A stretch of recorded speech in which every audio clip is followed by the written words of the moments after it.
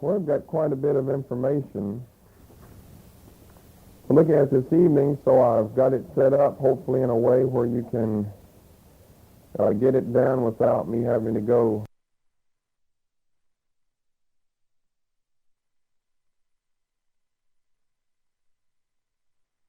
too slowly through all of it.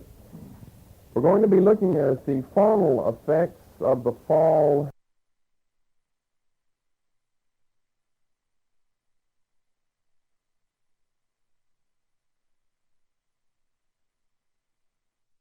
and the flood, and various things of which we gave you a short introduction.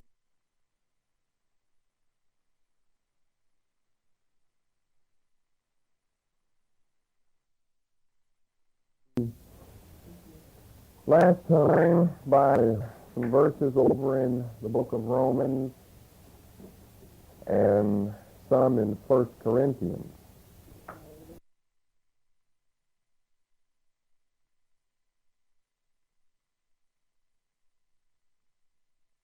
And we'll keep these faunal effects restricted to one area, and that's physiological changes, or you can call it physiological adaptations, which would come under faunal effects of the fall and the flood.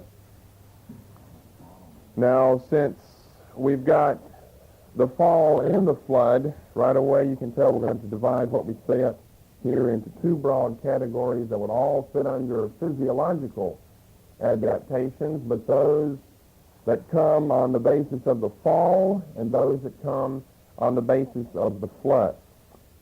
So we'll start looking at some of these faunal effects, first of all on the basis of the fall of man.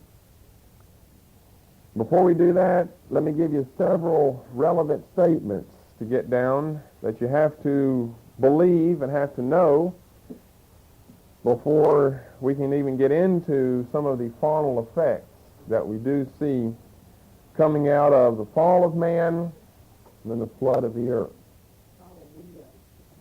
First of all, these are just some relevant statements that tie into these physiological faunal changes as a result of the fall of man. First of all, the appetite of all soulish creatures was herbivorous prior to the fall.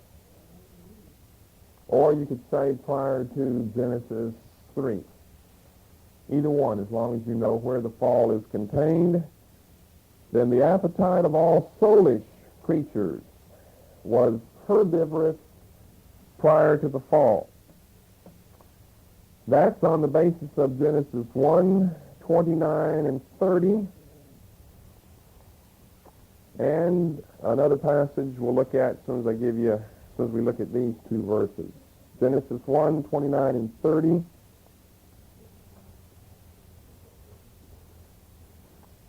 Now, slow me down if I go too fast over some of these things. God said, "Behold, I have given you every herb." If it's a man's name, then the H is no longer silent. "Bearing seed, which is upon the face of all the earth, and every tree in the which is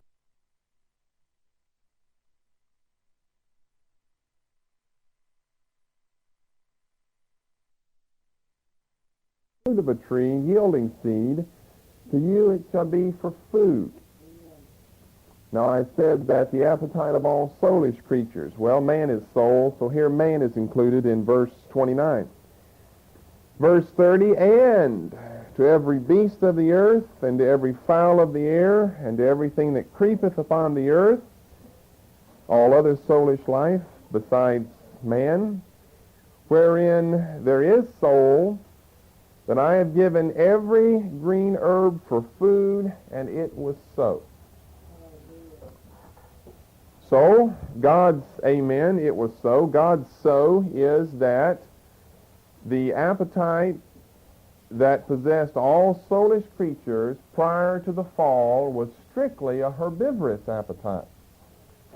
Now, some people, of course, don't believe that. They believe that, well, really what they believe is that the Word of God doesn't mean what it says, and they believe that the plants and the trees and the vegetable kingdom in general were given as one of two options for the animals and for man, the other option being meat. He could pick which option he wanted, but the one that God wanted them to stay with was the herbivorous option, so that they would eat plant life, vegetable life, leaves and fruit and these various things.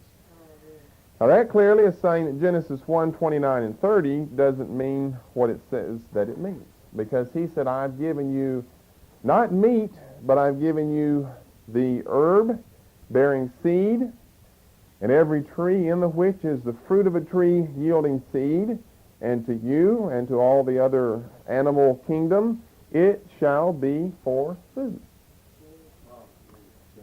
Now in Genesis 3 and verse 11, you might not have thought of this, but this is but another text to prove the same thing, that the appetite prior to the fall was one that was restricted to the vegetable kingdom rather than the animal kingdom.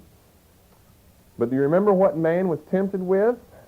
Wasn't bacon or a steak or lamb chops or anything like that. He was tempted with the very thing that he was allowed to eat as far as it being in the category of allowable foods, and that would be the vegetable kingdom. God said, who told thee that thou wast naked? Hast thou eaten meat? No. Hast thou eaten of the tree whereof I commanded thee that thou shouldest not eat? Now all Christians realize that it was some type of fruit that caused the fall, or that was the catalyst, that was the temptation that the devil working through the serpent used, and most Christians realize that, but then a lot of them also think, well then, why does man have the molars and the more or less canine teeth that he has if all he's going to be doing is chewing around on some leaves or something? I mean, we've got teeth that are made to tear meat apart, and you really don't need a lot of sharp teeth to bite into an apple. Now sure, it's a little hard, but you don't need anything sharp like you'd need to tear apart some cheap quality, cheap grade of steak that's got more gristle in it than meat. You need some pretty tough teeth to get through all that. And so they think, well, man's got teeth like that, so certainly he would have been allowed to eat meat back here. But if you go over to chapter 9 and verse 3, it was not until after the flood, and see, we're still before the fall, so we're a long way off from Genesis 9. It's not until after the flood that meat is allowed into man's diet. Every moving thing that liveth shall be food for you.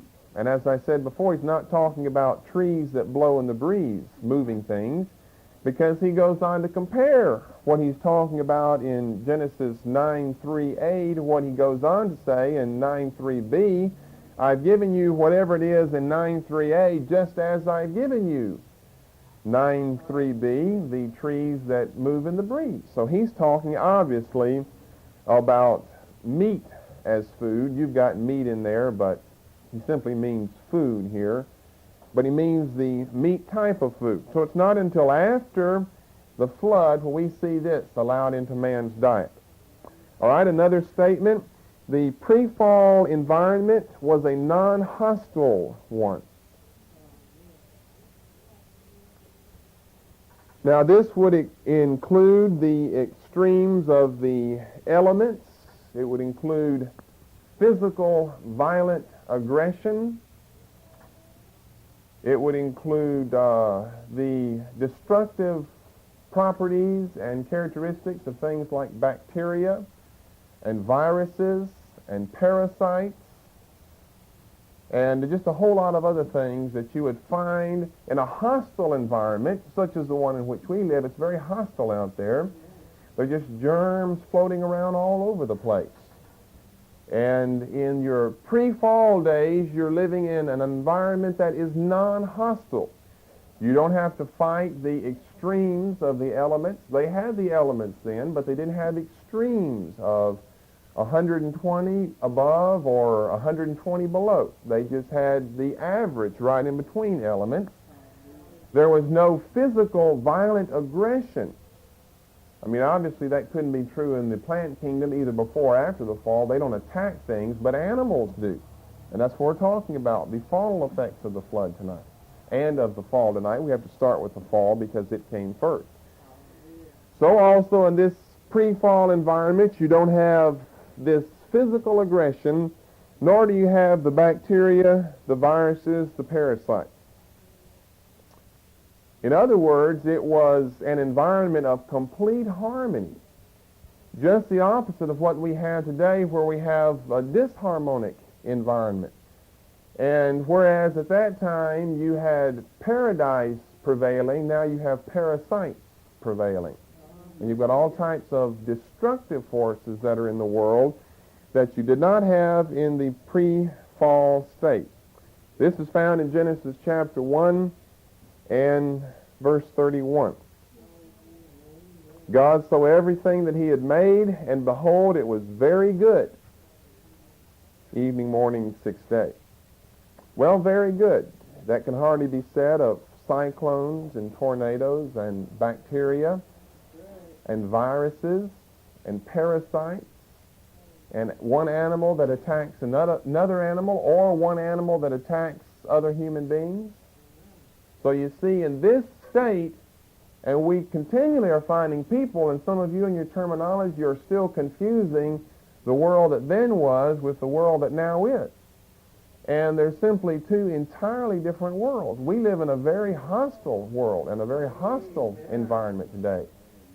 And that wasn't true prior to the fall or prior to Genesis 3. You had complete harmony in everything that existed then. And you didn't have the violence and the aggression that we see so prevalent in the world today. And then thirdly, it was man's sin which introduced all of the processes of decay into this world. We could say into this universe, because remember, the spiritual creatures aren't bound by our space and our time. When you get on that side of the veil, then you're into another realm. So certainly they had fallen before man. I'm talking about Satan and the host of angels that followed him, and from that time forth became known as fallen angels. Certainly they had caused a lot of commotion in their fall, but it was man himself who introduced all the processes of decay into this world system. This is found, if you'll turn one more time over to Romans chapter 5 and verse 12. Romans 5:12. Now, of course, it talks about death here, but death is only the ultimate end of all the processes of decay, whether they be natural or spiritual decay. Death is the final product of decay. Wherefore, as by one man sin entered into the world, and death by sin. Now remember, death is the product of all decay. That's what death is. When you think of death, you think of decay. The body that grows older and older, 70, 80 years old, it begins not to function like it formerly did. And finally, it just ends up not functioning at all.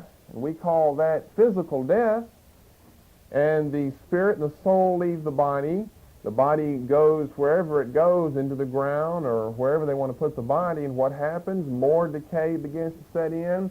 And finally, you've got Genesis 3, dust thou art, and unto dust thou shalt return. So when he's talking about death here, he doesn't mean for us to restrict this only to physical or spiritual death, but all of the processes of decay.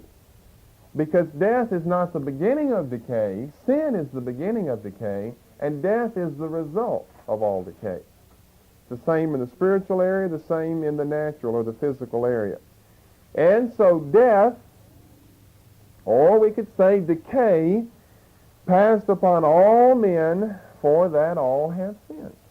That's, of course, talking about them sinning by choice. After coming out of the loins of Adam and Eve, then man has continued to sin by choice.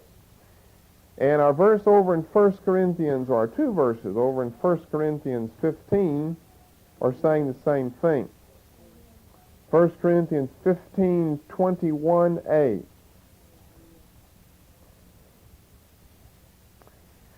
For since by man came death, then by man came also the resurrection of the dead. That's why, dear friends, God had to robe himself with flesh so that he could fulfill his calling of being the last Adam. By the first Adam, death came. By the second or by the last Adam, then the conquering of death came, the resurrection of the dead. Verse 26, along with that, the last enemy that shall be destroyed is death. Why? Because death is the final product of all decay. It is the whole principle and law of entropy that we have discussed in much detail earlier, that some people believe has always been in existence ever since creation is here. Because when we're on this side of the fall, you can't think of anything but a gradual process of decay. Right. Everything begins to break down after a while. It's just there's no way you can stop it, of course. You get into faith and other areas and you can stop some decay, but just talking about the world in general and God's creation in general, there is no way you can stop decay. And even with faith, there are a whole lot of areas that you can't stop. I mean, we can get back on the subject of housewives. Try to stop the decay in your household by faith, and it won't work. It won't work. And if anyone happens to visit on a day when it is really going strong, just put a sign up, entropy at work. And it won't explain it for everyone, but it would explain it for those that have heard any teaching on it, entropy at work. And then you'll know what's going on around there. Not laziness, or it could be laziness. That's just part of entropy in that person. But you see, the person could be very industrious. But regardless of that, entropy still sets in, and dust begins to pile up, and things begin to fall off the shelf. Too many trucks going by, too many people in the house, and it rattles it over to the edge, and it falls off. Why does it go down rather than up? And it goes down so it can hit hard so that it can break whenever it hits. You try to put the thing all back together again, and of course you're ending up with a slipshod job then. So we've got this principle of decay that's been put into effect as a result of the fall, and it's nowhere more clearly taught than right there in Romans chapter 5 and verse 12.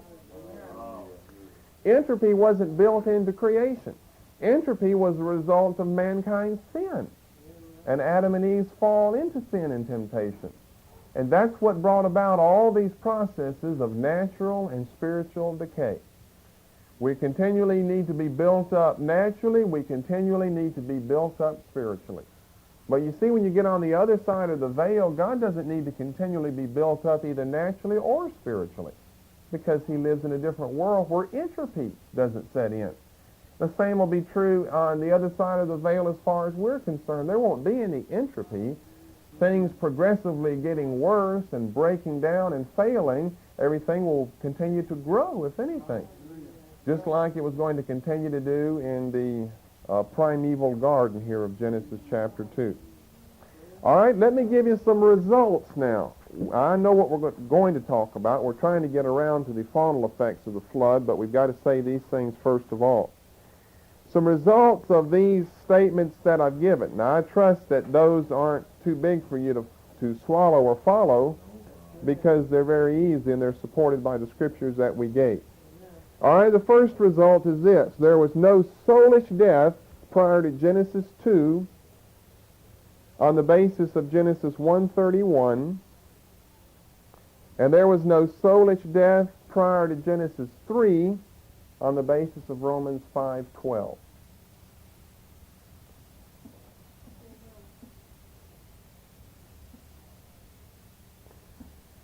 No soulish death prior to Genesis 2 on the basis of the last verse of Genesis 1. No soulish death prior to Genesis 3 on the basis of Romans chapter 5 and verse 12. Now we put both of those together because for some reason a lot of people like to put a big gap in between Genesis 1:1 and Genesis 1:2 where we can get all of our fossils and all of our dinosaurs and all of our cavemen and stick them in here. So we have to give you Genesis 1:31 to say that there's no soulish death prior to Genesis chapter 2 and verse 1 because of Genesis 1:31, and God saw everything that he had made, and behold, it was very good.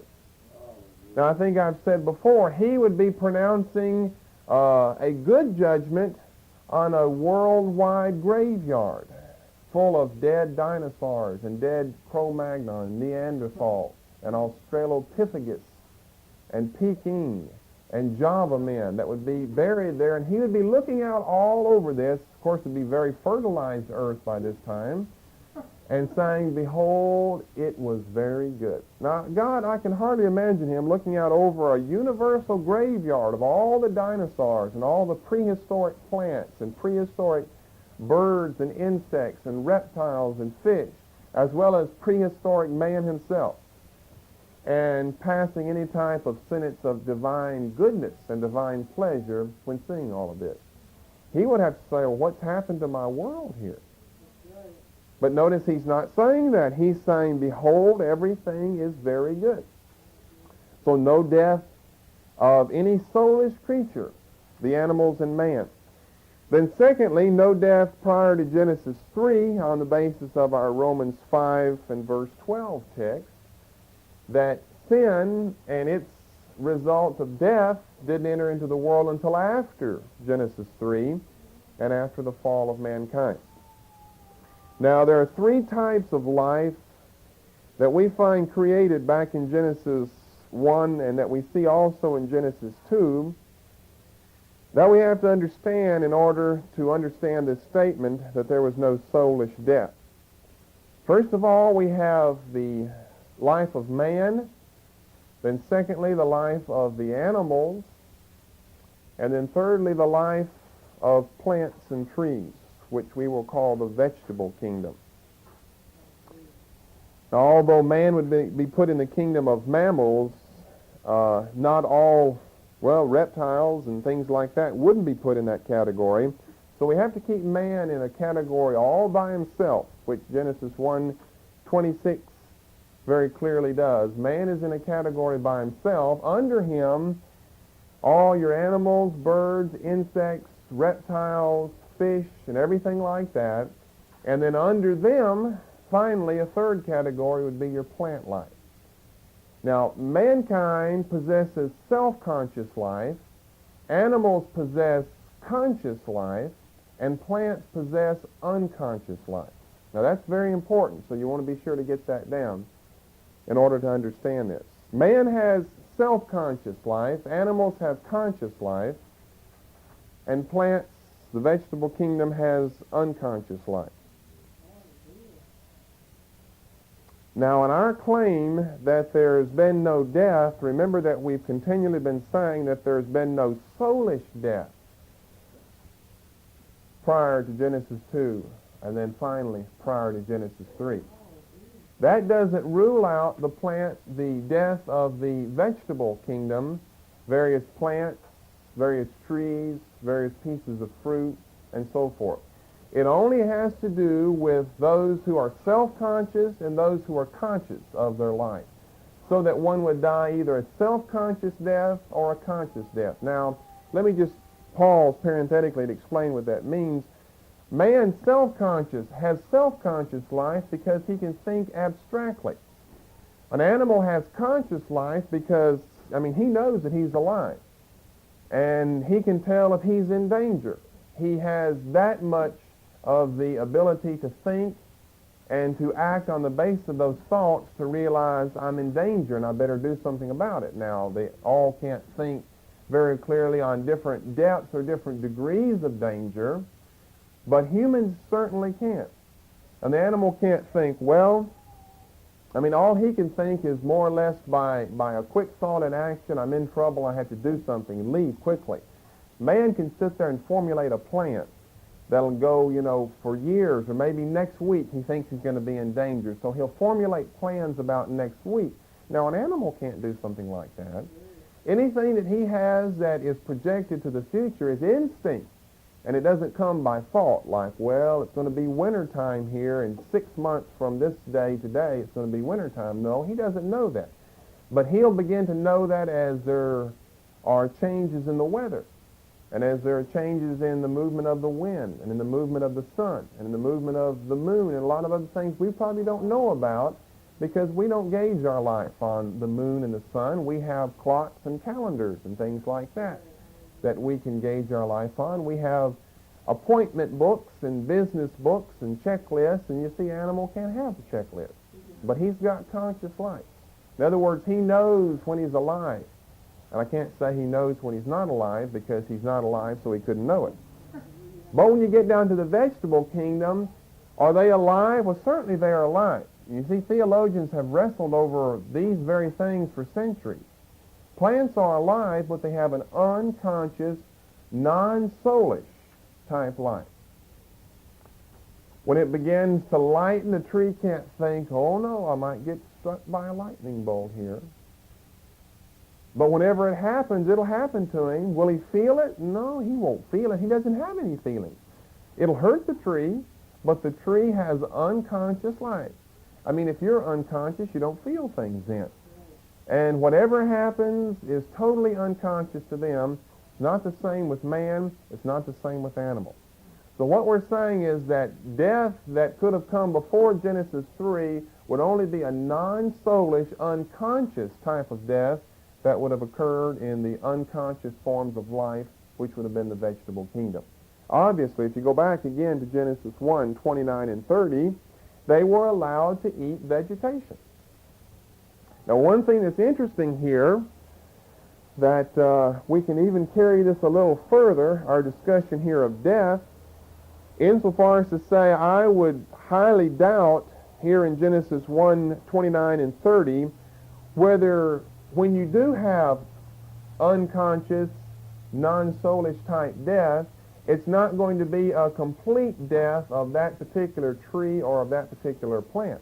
Because after all you need to do is break off some of the fruit, break off some leaves, things that grow up from the ground, whatever type of things they had then, you could break off part of that. And I would rather doubt you've got, the actual death of an entire plant here, because then that whole plant ceases to exist. So I believe what he's talking about here is the green foliage or whatever, whether it's red or orange or yellow, the fruit that would be produced, or just the green foliage on the plants in the vegetable kingdom. This would be what man ate. This would be what the animals ate. Now, you still got death, because that apple on that tree is alive. It's unconsciously alive, but it's still alive. And you can prove that today by picking it from the tree and setting it beside the tree, or you can put it right up next to the tree. Get it as close to the tree as you want to, and it'll still die and rot on you right there. Now, I'm not saying this would happen back then, but it would still die and rot right there, because it was broken off from the life of the tree, the one that has sustained its life.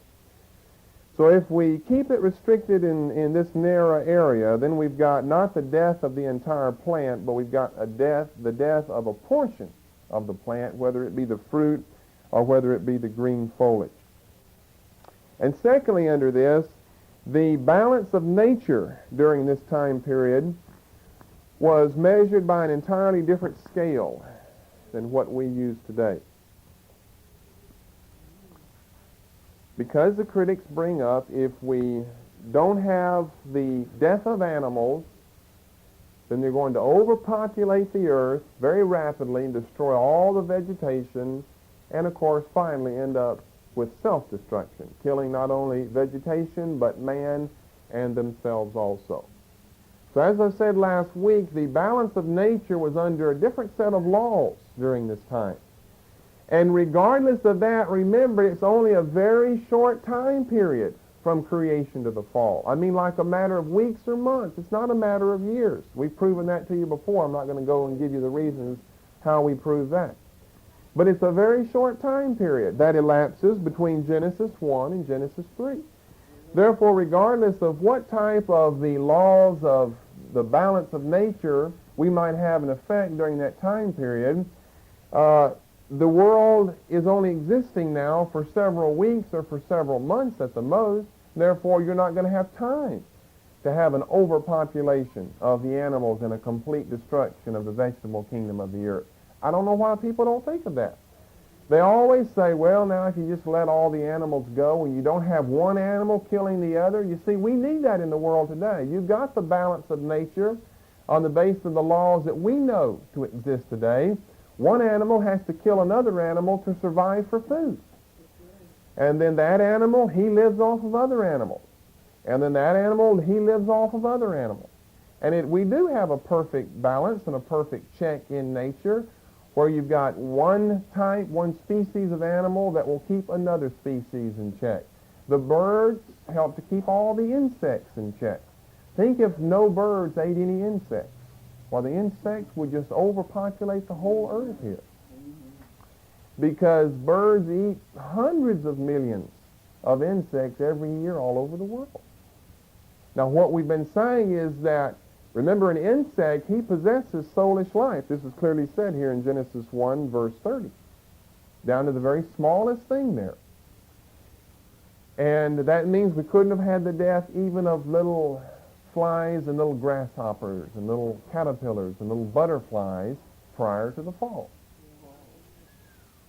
Think what they would have been. They would have been everywhere. So they say, now, come on now, don't hold to that literal of an interpretation. We've got to have some birds that will eat some insects. They'd probably stumble into the trap of saying, we've got to have some roadrunners eat some serpents that crawl around, because they forget the serpent didn't crawl back then. The serpent probably could have hopped on the back of the roadrunner. None of us know exactly what he looks like. We'll get into that later on this evening. None of us know exactly what he looks like. But he looked different than he looks today. Why do people, I don't understand why people have such a big problem with that. They have a problem with the fact that the serpent of our day looks differently than the serpent of the pre-fall days, and I don't see why. The same thing that made all the creatures could remake them in some other way if he wanted to. It would be very easy for him. That would be no problem at all. As we'll see when we go along, this is exactly what happened. Then another result from these things that we've given you before is that carnivorous characteristics would have been superfluous or unnecessary in the pre-fall era. For the continued characteristics would have been superfluous or unnecessary in the pre-fall era. Carnivorous characteristics would have been unnecessary in the pre-fall generation or time period.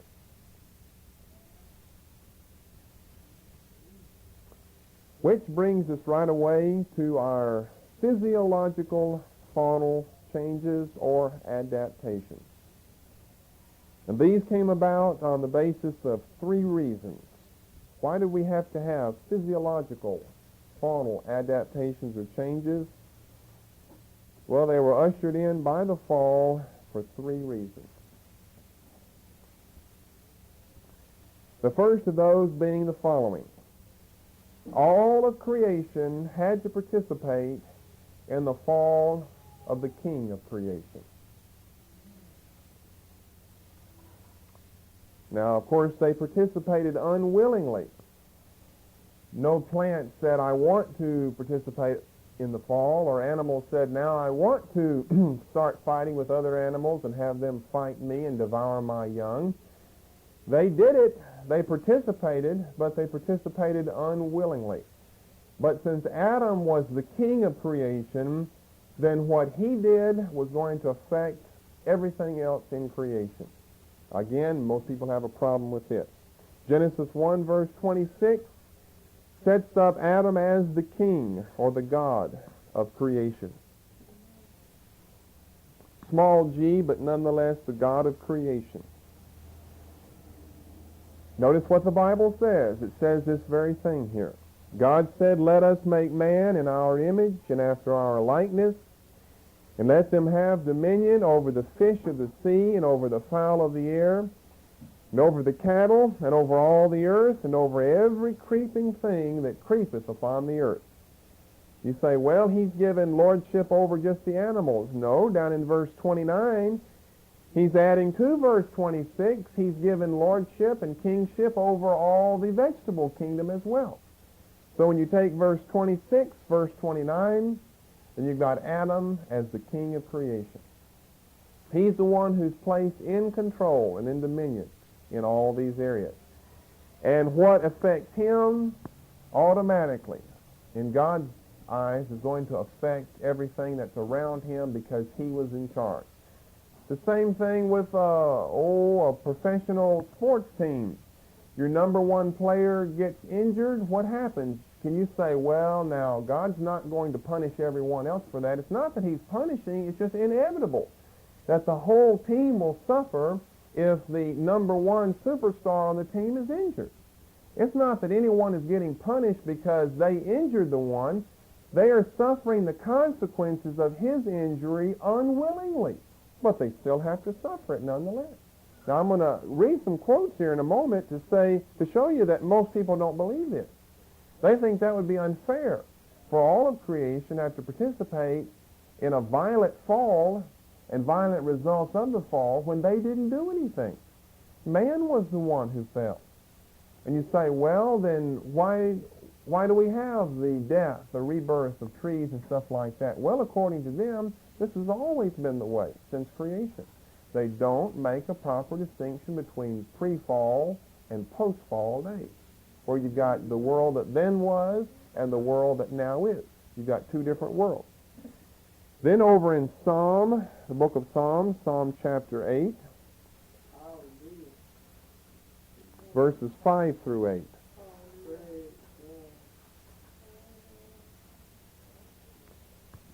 All of creation had to participate, although unwillingly, in the fall and in the effects of the fall of its king.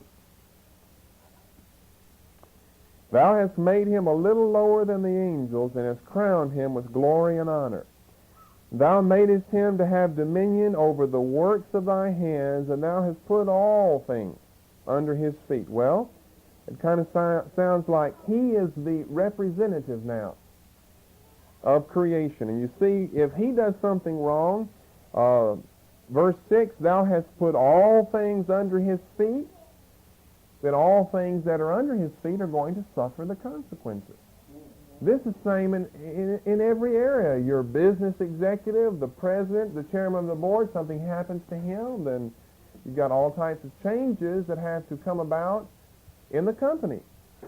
You've got the death of the father of the family or a sin in the father of the family. It's going to affect the whole family then, because he's the representative of the family. All sheep and oxen, yea, and the beasts of the field, the fowl of the air, the fish of the sea, and whatsoever passeth through the paths of the sea. All these things have been put under man's dominion. And then in Romans chapter 8, verses 19 through 22, is our classic text teaching this very same thing in all of the Bible, and happens to be found in the New Testament, so we could wish that more people would believe it since it's found in the New Testament, but they don't. They don't know what to do with Romans 8, 19 through 22.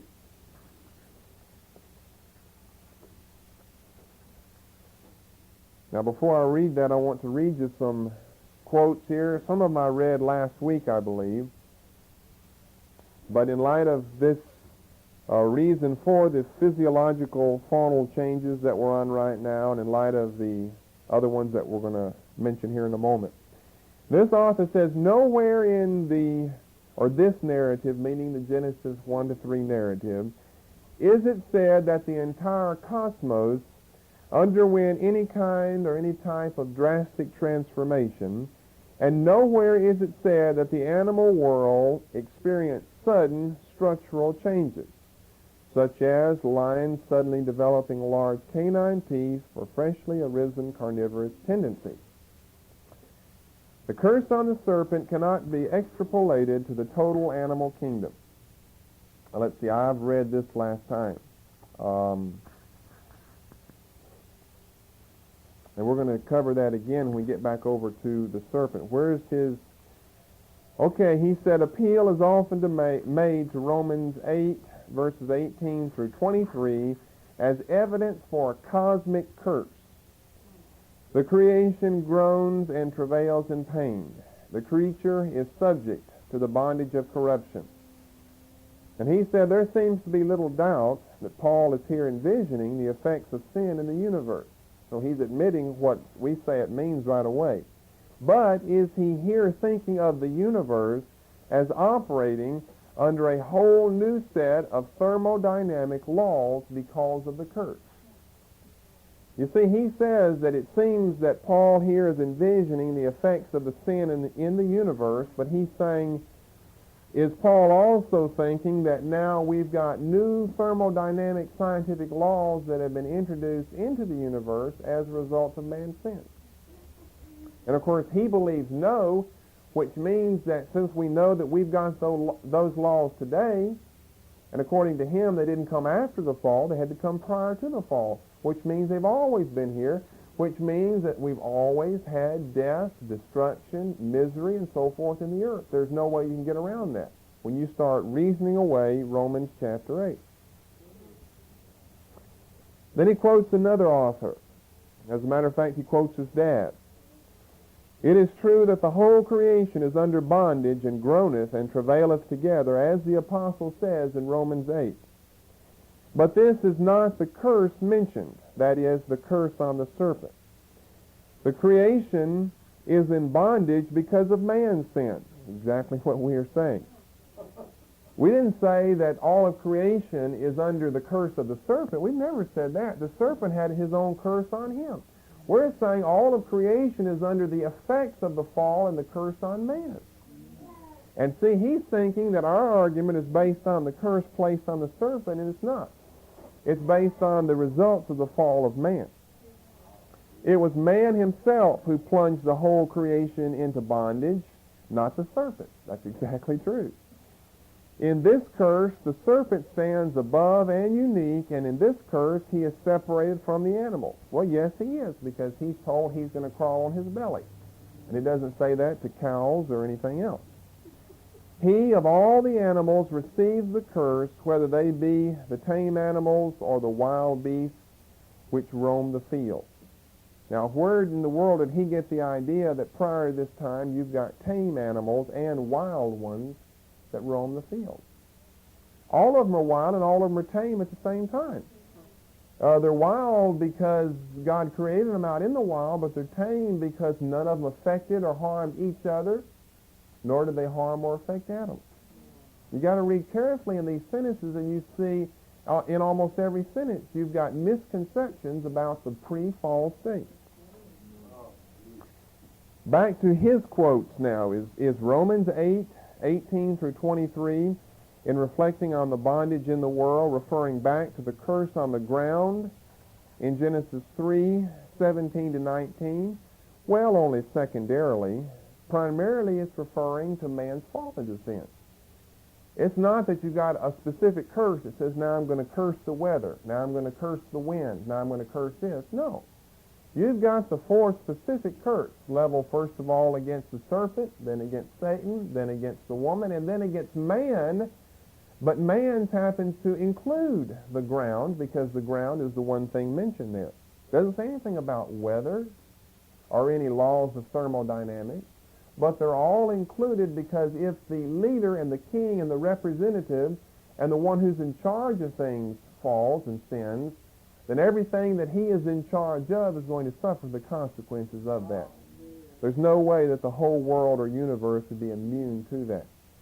And of course, this would include the whole universe, not just man, not just the earth. Then he quotes a few exegetes, Hodge, Murray, and Voss, three conservative evangelicals, who say that this text in Romans 8 does refer to the fall of Adam. Notice now he doesn't say to the curse of the ground. He's getting all of his terminology mixed up. One must, however, exercise considerable caution in the interpretation of this text. The thought is developed that the creature viewed by most commentators as the irrational creation, both animate and inanimate, was made subject to vanity. The text, however, does not tell when this occurred. Well, you've got to read Romans 8 with Genesis 3, where you've got the beginning of the account referred to, and Romans 8 simply fulfills that and tells us now how is all this going to be reversed. That's what Romans 8 is for. It's not to tell us Genesis 3 again. We can read Genesis 3.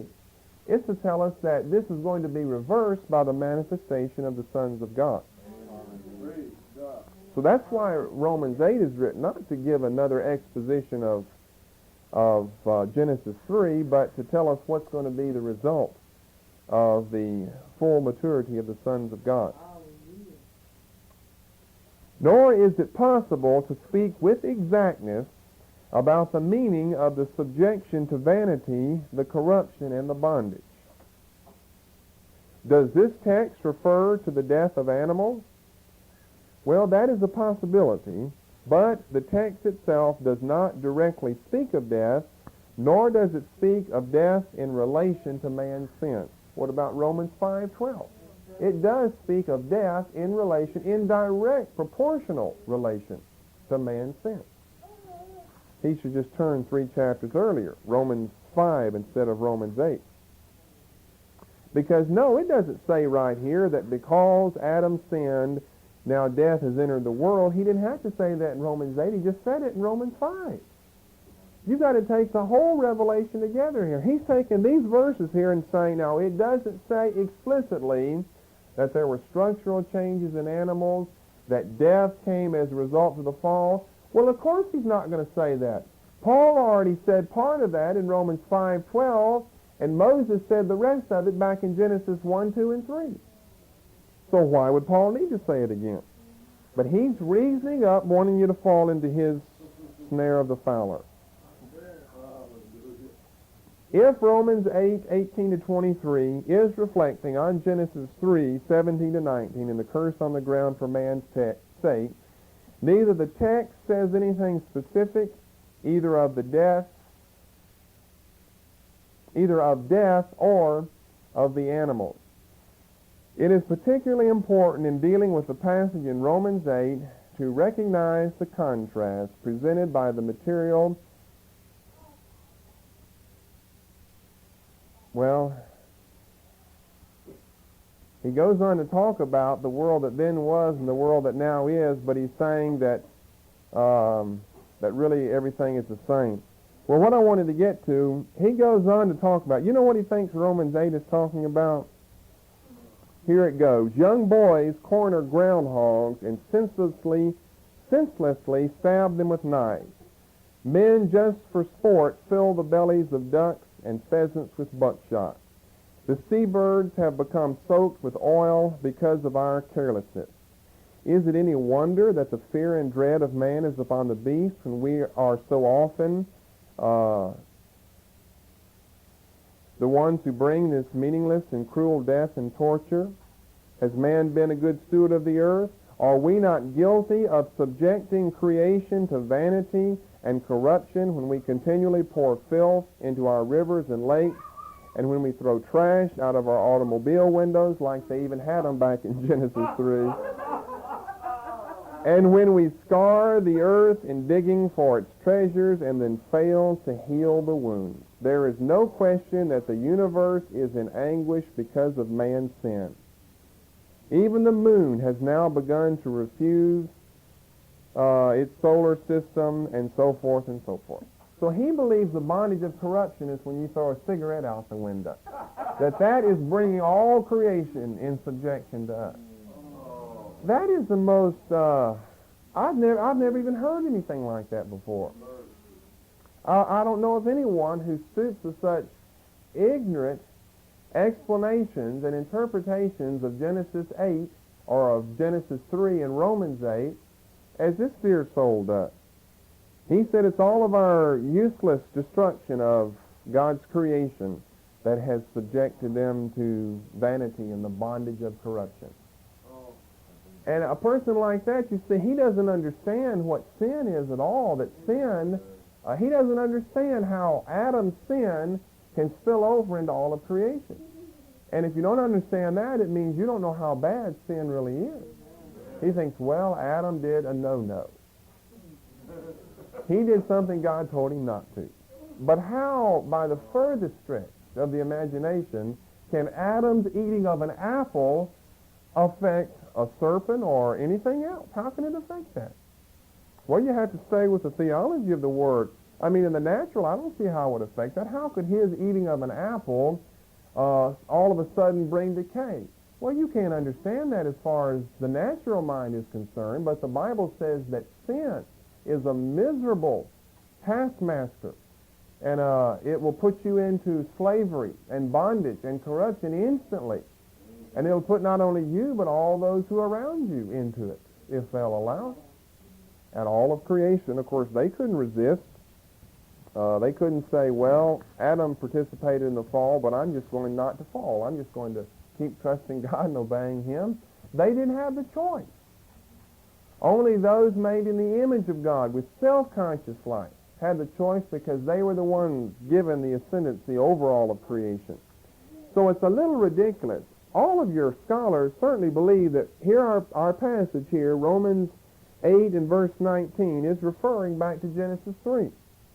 The earnest expectation of the creation waited for the manifestation of the sons of God. For the creation was made subject to vanity, not willingly. Yeah, I said before, they did it unwillingly, but they didn't have a choice, though. But by reason of Him who has subjected the same in hope, because the creation itself shall also be delivered from the bondage of corruption into the glorious liberty of the children of God. For we know that the whole creation groaneth and travaileth in pain together until now. All of creation together. Vegetable kingdom, animal kingdom, all of the earth and its features have been subjected to the bondage of corruption. Now they're all laboring and travailing to be brought forth out of this. And if you'll look in the book of Isaiah, chapter 11, we see we're going to have the beginning of this. Starts Isaiah 11, verse 6.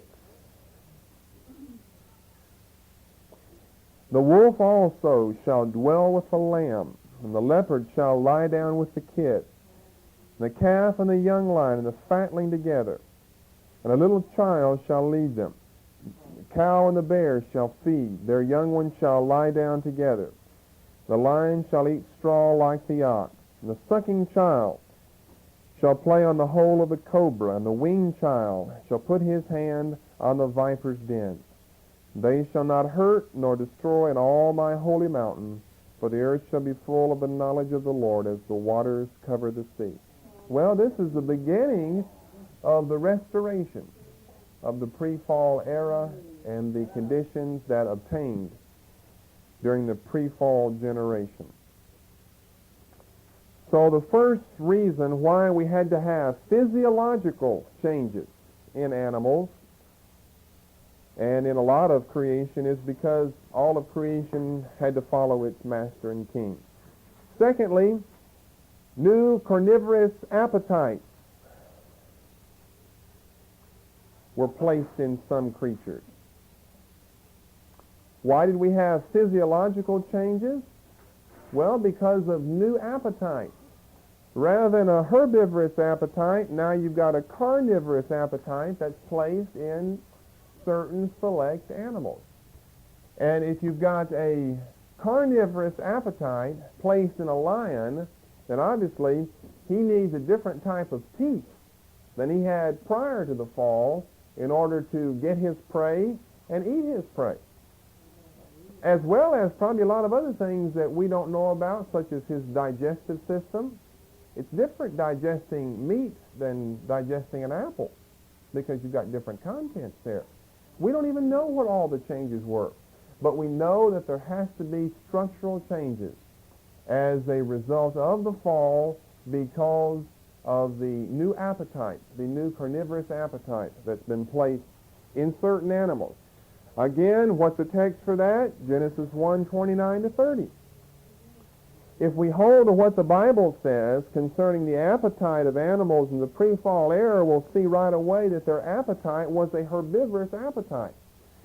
Then automatically the fangs, the claws, maybe the huge necks that can just shake something and break another animal's neck, and a whole lot of things we don't know anything about had to have been new after the fall, because you would not have needed these things prior to the fall. Now this is the mockery that they try to make of those of us who believe in a literal interpretation of all this by painting a picture of a big tiger, lion, and leopard sitting there with huge, fangs like about that long, chewing a piece of grass. That would look a little ridiculous. So what is our answer? There's no need whatsoever to suppose that he had teeth like that at that time. Now, can we prove that he didn't? Yes, but we'll get to that in a moment. And then thirdly, there had to be protective colors and habits placed in animals in order to keep them from predators. Now you say, well, reason number 3 and reason number 2 contradict each other, because reason number 2 says that new carnivorous appetites have been given. Reason number 3 says now God's going to protect those that the carnivores are after so they won't get to them. Well, they still get to them today, though. But again, this was new law set into effect to help keep things in check. Because remember, from Genesis 1 to Genesis 3 is not a very long time period. And therefore, we don't have to worry about the overpopulation of the world by animals and by insects and by birds. But after Genesis 3, and going from Genesis 3 until 1983, you've got a long time period. Now, if carnivorous appetites had not been placed in some animals, then we just have an overpopulation within several centuries of the world by animals, by insects, and by a lot of other things. Now, obviously, they were going to end up dying because death was set in there. But sometimes the old grizzly bear can live to be 10 years. And maybe some other animal needs to attack him, like another grizzly bear, before he reaches 10, maybe when he's 5, and that's going to save some other animals that he would have killed between 5 and 10. And you see, you've got nothing but one check and one balance, one cause and one effect. One check and one balance, one cause and effect. And you've got to have these things placed in there, the carnivorous appetite, to keep the animal kingdom, the insect population in check. But at the same time, God can't just give these carnivorous appetites and at the same time not protect some other animals, because they would just go and destroy all of a certain type of animal. So what does God do? He gives protective coloring for some of the animals to help protect them. Now the predator still going to get to them sooner or later, but it gives them a longer period of time to reproduce and produce after their kind, so that you won't have an extinction of that particular species. Now, we've had a lot of extinctions, and that's because the predators caught up with the animals, and that's not God's original plan. God's plan was that when he made the animals, they continue to exist. But down until our day, down to this century, as the years roll by, you've got extinction of various animals, because the predators, man, environment, they're all predators, sooner or later catch up with the animal and destroy him. The last one that existed ends up being just that, the last one that existed. All right, now let's go to the question, can we prove that there were structural changes during this time period? It's all fine and well to say that there were, but can we prove it? Well, let me give you 3 ways we can prove it. First of all, the Bible in Genesis 3 clearly teaches, not by implication, but just what it says, that there were structural changes in the serpent, in the woman, and in the ground. It teaches that. We don't have to reason that or deduce that. It teaches that there were structural changes in the serpent, in the woman, and in the earth. Found in chapter 3, verses 1, 14, 16 and 18.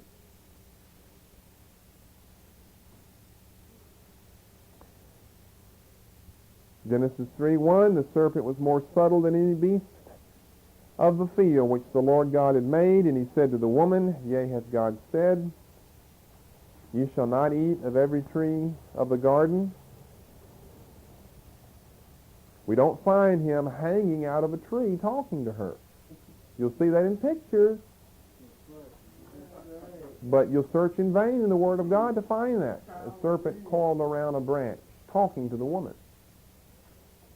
Verse 14, the Lord said unto the serpent, Because thou hast done this, because thou hast done this, in other words, there's a cause and effect. Because you have done this, I'm going to produce an effect in you. Thou art cursed above all cattle and every beast of the field, and upon thy belly shalt thou go. No way you can get around the fact you've got cause and effect here. They say, well, the serpent is always caught on his belly, but from this time out, he's going to be especially degraded by man. But you don't find that here. You find a cause, the serpent opening himself up to be an instrument of Satan, and the effect, now I'm going to do something because of what you did, and that something is you're going no longer to have locomotion in whatever way it was prior to this time, but you're going to go upon your belly. Whether he flew, whether he walked uprightly, whether he had 8 legs, 4 legs, no one knows that. I've suggested that perhaps he walked uprightly so that he could walk right up to Eve and talk with her, and she wouldn't be looking down on the ground to see a little thing slithering up to her feet or hanging out of the tree.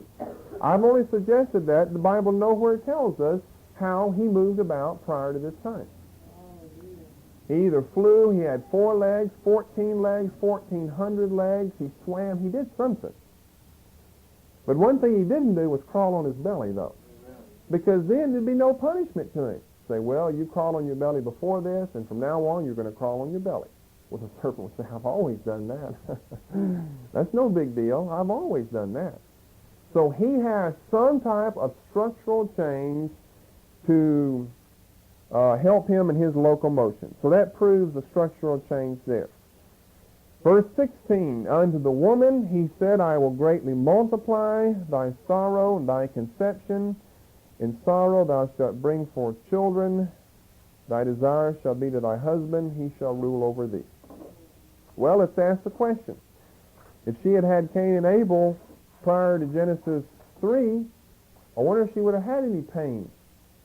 No, because then this wouldn't be the curse placed upon her. Or if she wouldn't have had any pain, then she must have had a different anatomy than she has today. Now, she didn't have to have 8 heads or something really strange. Just a little bit different in the right areas, in the right parts, so that the children would come forth with ease, with no problem at all, no pain. They would just come right out. Now, do all of you see that's what it says here in Genesis 3:16? All right, I trust that you see that this is what it says.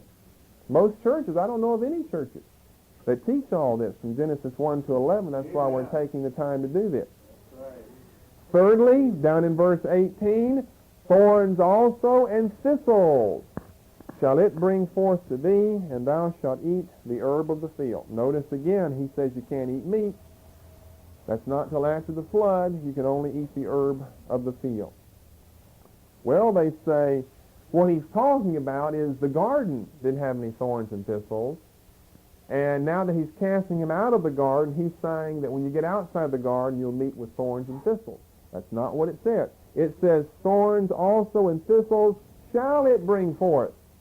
It means the earth out, the ground outside the garden didn't bring forth thorns and thistles prior to the fall. So look at here, we've got supernatural changes. I don't know if he just created the thorns and thistles and put them in the ground. I don't know any other way they could have gotten there without him creating them. But you've got these 3 structural changes that come about. For a complete